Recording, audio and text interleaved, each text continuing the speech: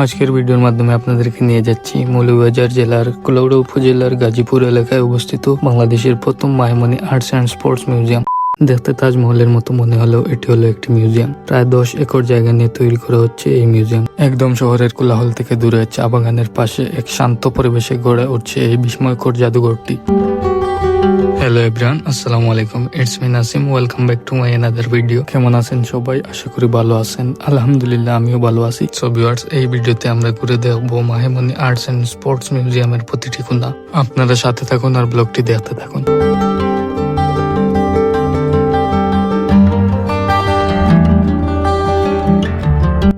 So viewers, এই জায়গায় প্রবেশ করার পর সর্বপ্রথম আপনার চোখে পড়বে 4 তলা বিশিষ্ট বৃহদাকৃতির একটি বিল্ডিং এবং এর সামনে আছে একটি পুকুর। আর এই পুকুরটির চারপাশ দিয়ে বিভিন্ন ধরনের ফুলের গাছ লাগানো হয়েছে। ফুল গাছগুলোর কারণে এই জায়গার সৌন্দর্য আরো ফুটে উঠেছে।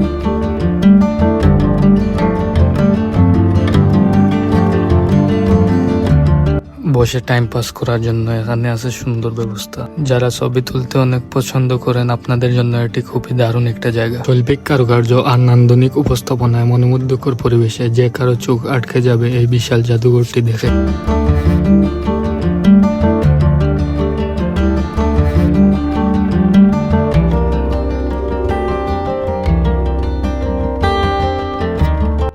মূল ভবনের কাজ সম্পন্ন হওয়া পরে দেশ বিদেশের খ্যাতনামা প্রয়াত ও বর্তমান ক্রীড়াবিদদের ব্যবহৃত দুর্লভ ক্রীড়া সামগ্রী, ছবি, অটোগ্রাফ ইত্যাদি সংরক্ষিত থাকবে এখানে। জাদুঘরে থাকছে প্রশস্ত খেলার মাঠ এবং শিশুদের জন্য থাকবে আলাদা বিনোদনের ব্যবস্থা। এখন আমরা যাচ্ছি মূল ভবনের ভিতরে। ভিউয়ার্স, আপনারা নিশ্চয়ই দেখতে পারছেন ভবনের বাইরে যেমন সুন্দর, তেমন ভিতরটাও আরো সুন্দর কারুকার্য দ্বারা সাজিয়ে রাখা হয়েছে।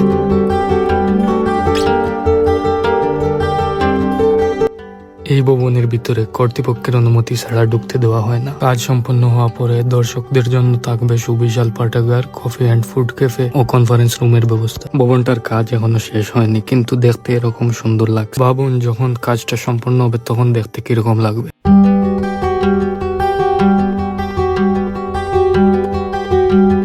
সো ভিউয়ার্স, ফাইনালি আমরা এসে পৌঁছেছি ভবনের ছাদে। আর এই ভবনের ছাদের উপরের গম্বুজ ও দৃশ্যগুলো দেখতে ভালোই সুন্দর লাগছে, এক কথায় অসাধারণ।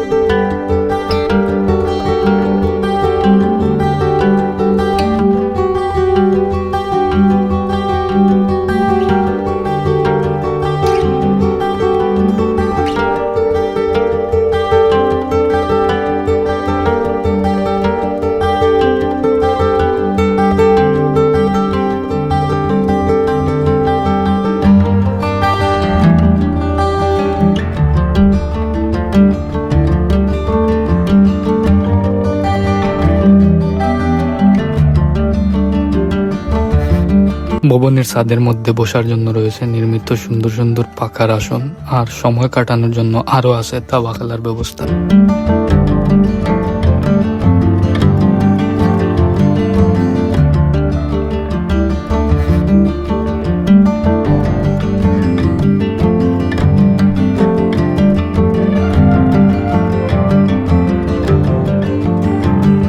এখন যে দৃশ্যটি আপনারা দেখতে পাচ্ছেন, এটি হলো ভবনের উপর থেকে ভবনের সামনের সম্পূর্ণ জায়গাটির দৃশ্য।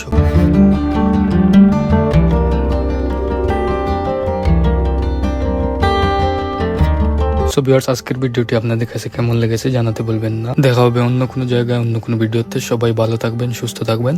আল্লাহ হাফিজ।